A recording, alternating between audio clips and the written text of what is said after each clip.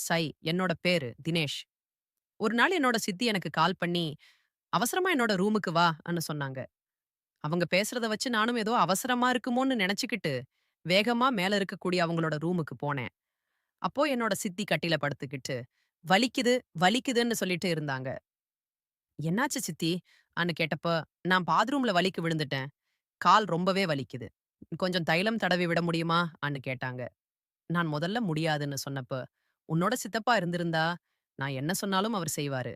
உன்னோட சித்தப்பா போறப்போ, உன்னோட சித்திய கவனமா பாத்துக்கோ. அவங்களுக்கு தேவையான உதவிகள செய்டான்னு" சொன்னதுனால, நானும் சரின்னு சொல்லி, பக்கத்துல இருந்த தைலத்த எடுத்து அவங்களோட காலை தடவி விட்டேன். அப்போ என்னோட சித்தி ஒரு சிறிய முகத்தோட வலிக்குதுன்னு சொன்னாங்க. அதுக்கப்புறமா அந்த பக்கம் படுத்துக்கிட்டு, "அ முதுகு வலிக்குது.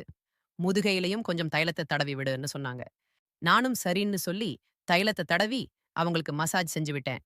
அப்போ அவங்க திடீர்னு எழும்பி கட்டில்ல உட்கார்ந்து, "உனக்கு கதை பிடிக்குமா?" ன்னு கேட்டாங்க. நானும், "சித்தி, நான் நாவல்கள், நல்ல கதைகள் எல்லாமே படிப்பேன்னு" சொன்னேன். நான் கேட்டேன், "உங்களுக்கு கதை பிடிக்குமான்னு?" அதுக்கு அவங்க சொன்னாங்க, "ஆமா, எனக்கு கதை பிடிக்கும். அதுலயும் பாம்புகள் பத்தின கதைனா எனக்கு ரொம்பவே இஷ்டம். அதுலயும் கருப்பா இருக்கக்கூடிய பாம்புகளோட கதை, நான் ரொம்பவே சுவாரஸ்யமா படிப்பேன்" சொன்னாங்க. நான் கேட்டேன், "எனது பாம்பு கதையா? அது என்ன?" ன்னு. அதுக்கு என்னோட சித்தி ஒரு இடத்தை காட்டி, "அதுதான்" அப்படின்னு சொல்லி சொன்னாங்க. நான் ஒரு நிமிஷம் உறைஞ்சு போயிட்டேன். நான் இப்போ "இப்படியெல்லாம் விளையாடாதீங்க சித்தி" அப்படின்னு சொல்லிட்டு அவங்களோட ரூம்ல இருந்து என்னோட ரூமுக்கு வந்துட்டேன். என்னோட பேரு தினேஷ். நான் ஒரு கிராமத்தில் பிறந்தவன். கிராமத்துல இருக்க ஸ்கூல்ல தான் படிச்சு முடிச்சுட்டு, உயர் படிப்புக்காக ஒரு கல்லூரிய தேடிக்கிட்டு இருந்தேன். நானும் என்னோட அப்பாவும் இருந்தோம். அப்போ ஒரு நாள் என்னோட சித்தப்பா கால் பண்ணி, என்னோட அப்பா கிட்ட பேசிக்கிட்டு இருந்தாரு. நான் 2வது கல்யாணம் பண்ண போறேன் அப்படின்னு அவரோட முதல் திருமணம் விவாகரத்துல முடிஞ்சதாவும், இப்போ நான் மறுமணம் முடிக்க போறதாவும் சொன்னாரு. "சோ, நீங்க கல்யாணத்துக்கு கண்டிப்பா வரணும்" சொன்னாரு. அப்ப என்னோட அப்பா, "தினேஷ் கல்லூரி படிக்க போறான். அங்க நல்ல காலேஜ் இருக்கா?" கேட்டாரு. அப்போ என்னோட சித்தப்பா, "இந்த நகரத்துல நெறைய கல்லூரிகள் இருக்கு. அவனால முடியும்னா இங்க வந்திருந்து படிக்கச் சொல்லுங்க. நான் அவனோட படிப்பு செலவை எல்லாம் பார்த்துக்கிறேன்" சொன்னாரு.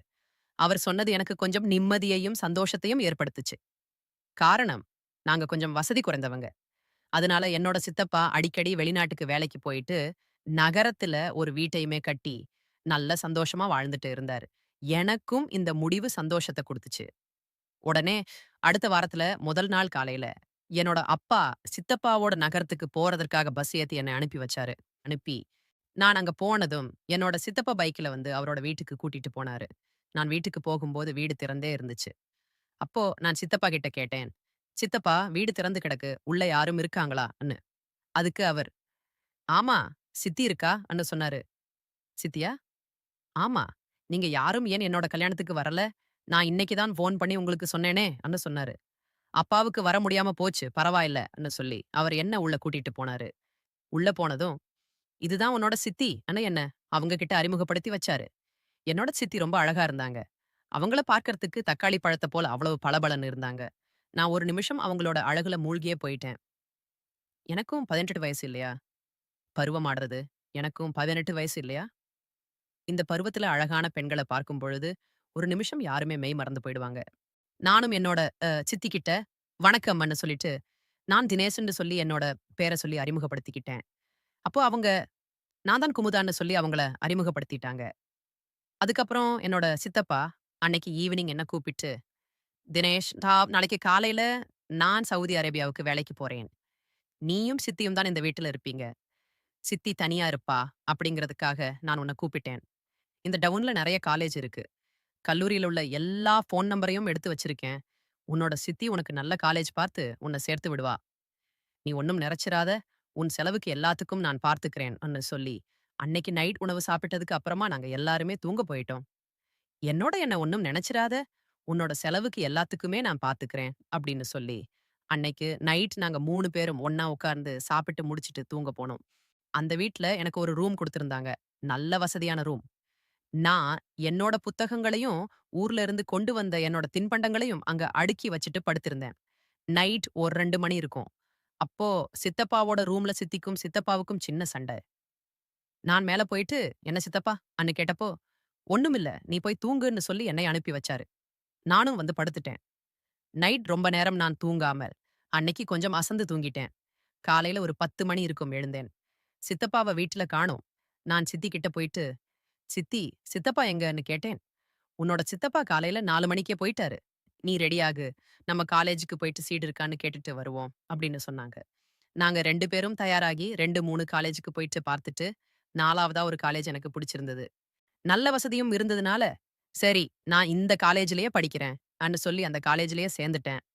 அதுக்கப்புறமா அடுத்த நாள் நான் கல்லூரிக்கு போக ஆரம்பிச்சேன். அங்க கல்லூரி முடிச்சு மாலை வீட்டுக்கு வரப்போ, என்னோட சித்தி எனக்கு தேவையான எல்லா விஷயத்தையும் வாங்கி வச்சிருப்பாங்க. ட்ரெஸ், படிக்கிறதுக்கான புஸ்தகம், பேனா எல்லாமே வாங்கி வச்சிருந்தாங்க. அத பார்த்து எனக்கு ரொம்பவே சந்தோஷமா இருந்துச்சு. என்னோட முதல் சித்தி என்ன அவ்வளவு நல்லா பார்த்துக்கல. சின்ன வயசுல வந்தவங்க எது கேட்டாலும் திட்டுவாங்க. கடுப்பாவும், ஒரு விதமான வெறுப்பாவும் நடந்துக்குவாங்க. ஆனா இவங்க அழகாவும் இருக்காங்க. அதே சமயம் பண்பாவும் நடந்துக்கிறாங்க. எனக்கு சந்தோஷமாவும், நிம்மதியாவும் இருந்துச்சு. அன்னைக்கு நைட் நாங்க படுத்து தூங்கிட்டு இருந்தோம். திடீர்னு ஒரு நைட் 10 மணிக்கு என்னோட ஃபோன் அடிக்க ஆரம்பிச்சது. யாருன்னு எடுத்து பார்த்தப்ப, என்னோட சித்தி. அவங்க மேல இருக்கக்கூடிய ரூம்ல தூங்கிட்டு இருக்கிறாங்க. எதனால சித்தி எந்த நேரத்துல கால் பண்றாங்கன்னு சொல்லி போனேன். அட்டெண்ட் பண்ணி பேசினேன். அப்போ என்னோட சித்தி, என்னோட ரூமுக்கு மேல வா, அவசரம்ன்னு சொன்னாங்க. நான் அவங்க பேசுறதின் பதட்டத்த பார்த்துட்டு, என்ன பிரச்சனையோ தெரியலன்னு சொல்லி பதறி அடிச்சுக்கிட்டு, அவங்க ரூமுக்கு ஓடி போனேன். அப்ப சித்தி கட்டில்ல படுத்திருந்தாங்க. "என்ன சித்தி?" அன்னு கேட்டப்போ, "நான் கீழ வழுக்கி விழுந்துட்டேன். கால் ரொம்பவே வலிக்குது. கொஞ்சம் தைலம் தேய்ச்சு மசாஜ் செஞ்சு விடுன்னு" சொன்னாங்க. நான் 1 நிமிஷம் பெற முடியாதுன்னு சொன்னப்ப, அவங்க, "உன்னோட சித்தப்பா இருந்திருந்தா, நான் என்ன சொன்னாலும் செய்வாரு. உன்னோட சித்தப்பா போறப்போ, தினேஷ் ரொம்பவே நல்ல பையன். நீ எது சொன்னாலும் அவன் செய்வான்னு சொல்லி என்கிட்ட சொன்னாரு. ஆனா, அவர் என்கிட்ட சொன்னதெல்லாம் பொய், நெனைக்கிறேன்." அப்படின்னு சொன்னாங்க. என்னோட சித்தப்பா என்ன நல்லாவே பாத்துக்கிட்டாரு.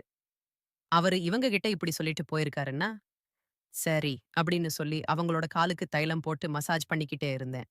அப்போ என்னோட சித்தி மறுபுறம் திரும்பி படுத்துக்கிட்டு, "முதுகும் வலிக்குது, முதுகையும் கொஞ்சம் மசாஜ் செஞ்சு விடுன்னு" சொன்னாங்க. நான் அதைக் கேட்டு முதல் தடவ தயங்கினேன். அதுக்கப்புறமா சரின்னு என்னோட மனசுல நெனச்சுக்கிட்டு, அவங்களோட முதுகுக்கு மசாஜ் செய்ய ஆரம்பிச்சேன். அப்போ என்னோட சித்தி ஏதோ சம்பந்தமில்லாத சின்ன சின்ன விஷயங்கள செஞ்சுட்டு இருந்தாங்க. நான் அத பெருசா நினைக்கவே இல்ல. அப்போ திடீர்னு கட்டில மேல உட்கார்ந்து, "நீ என்ன படிச்சிருக்க?" அப்படின்னு கேட்டாங்க. நான் +2 படிச்சிருக்கேன் அன்னு சொன்னேன். "உனக்கு கதைகள் பிடிக்குமா?" அன்னு கேட்டாங்க. "ஆமா சித்தி, நான் நாவல்கள், நல்ல தத்துவ கதைகள் எல்லாமே படிப்பேன்" அன்று சொன்னேன். நானும், "உங்களுக்கு என்ன பிடிக்கும்?" அன்று சொல்லி கேட்டேன். அதுக்கு அவங்க சொன்னாங்க, "எனக்கு கதைகள் மீது விருப்பம். அதுலயும் பாம்பு கதைகள்னா எனக்கு ரொம்பவே பிடிக்கும். அதுல குறிப்பா கருப்பான பாம்புகள் பத்தின கதைகள் எனக்கு இன்னுமே இன்பத்த குடுக்கும்" அன்னு சொன்னாங்க. "என்ன கருப்பு பாம்பா? இது என்ன சித்தி புதுசா இருக்கு. இப்படி ஒரு கதைய நான் கேள்விப்பட்டதே இல்ல" அன்னு கேட்டதுக்கு, என்னோட சித்தி அந்த இடத்த காட்டி, "இதுதான்" அன்று சொல்லி சொன்னாங்க. ஒரு நிமிஷம் நான் உணர்ந்தேன்.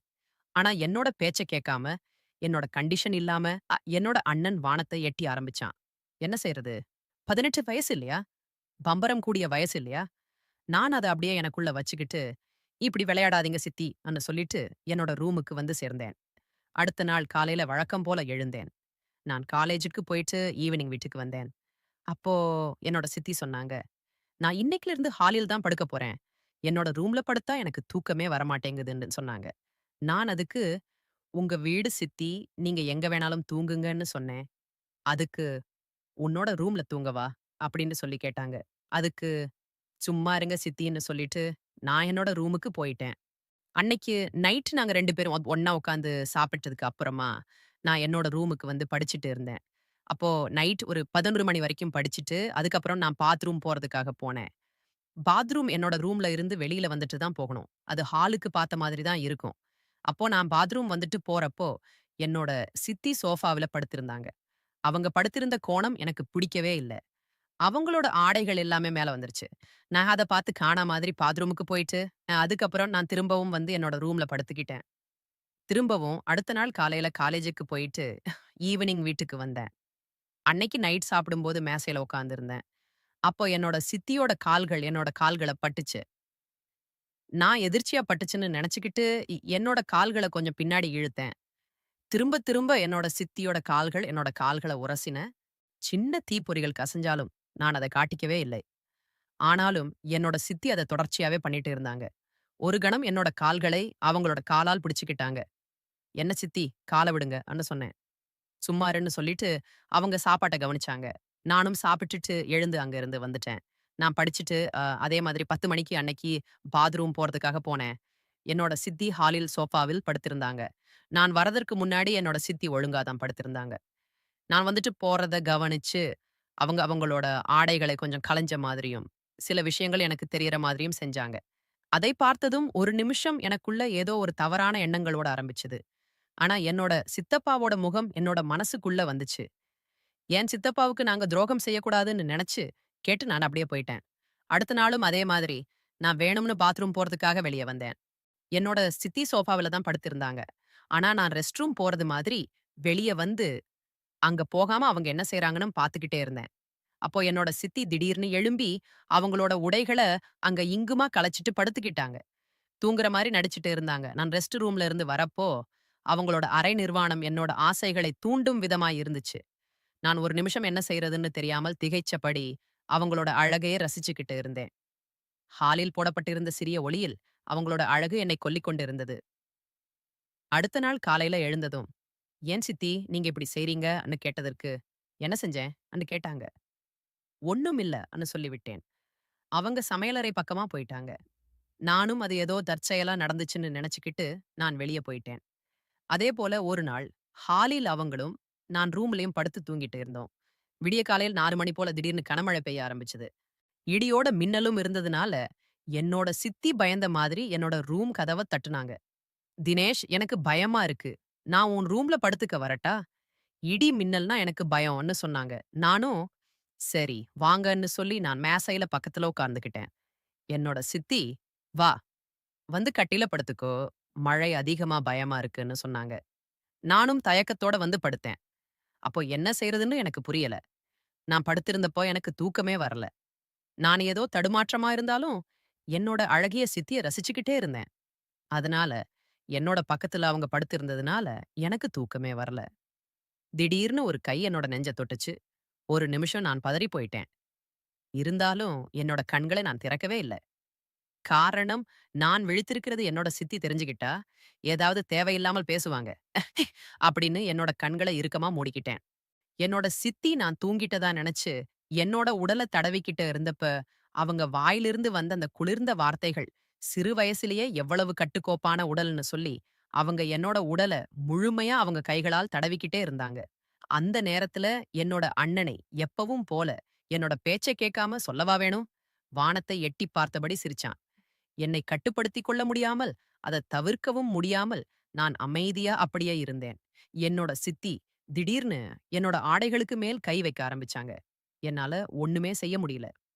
அப்போ என்னோட சித்தி, இதுவரைக்கும் அவங்க மனசுல என்ன நெனச்சிருந்தாங்களோ, அந்த விஷயத்த அன்னைக்கு நடக்க வச்சுட்டாங்க. விடியற வரைக்கும் என்னோட சித்தி என்னோட ரூம்ல தான் தூங்கிட்டு இருந்தாங்க. எனக்கும் ஒரு விதமான சந்தோஷமா இருந்துச்சு. ஆனா, அத முழுசா அனுபவிக்க என்னால முடியல. அன்னைக்கு விடிஞ்சதும் நான் கொஞ்சம் லேட்டா தான் எழுந்தேன். என்னோட சித்தி நான் எழும்புறதுக்கு முன்னாடியே எழுந்து, நான் காலேஜ் போறதுக்காக என்னோட சாப்பாட்ட தயார் பண்ணிக்கிட்டு இருந்தாங்க. ஆனா, அன்னைக்கு நான் காலேஜுக்கு போகாம படுத்து ரூம்லயே இருந்தேன். காரணம், நான் விடியற வரைக்கும் அவ்வளவு உறக்கம் இல்லாம, எனக்கும் புது அனுபவம் அப்படிங்கிறதுனால, என்னோட உடல் ஏதோ போல ஒரு சோர்வாவே இருந்துச்சு. அப்ப என்னோட சித்தி அழகா குளிச்சுட்டு, சிறிய ஆடைகளை போட்டுக்கிட்டு, என்னோட பக்கத்துல வந்து, "தினேஷ் எழுந்துருன்னு" சொன்னாங்க. நான் முழிச்சு பார்க்கிறப்போ, என்னோட பக்கத்துல என்னோட சித்தி. அப்போ என்னோட சித்தி குளிச்சுட்டு, அழகான ஒரு சேலை கட்டிட்டு வந்தாங்க.